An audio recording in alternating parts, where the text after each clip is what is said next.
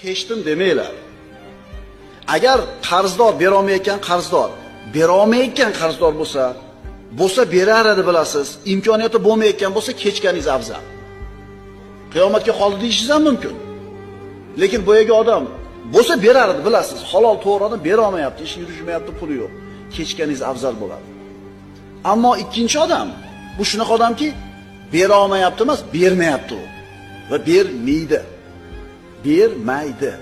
Unda nima qilasiz? Kechdim deysizmi? Qiyomatda olaman deysiz.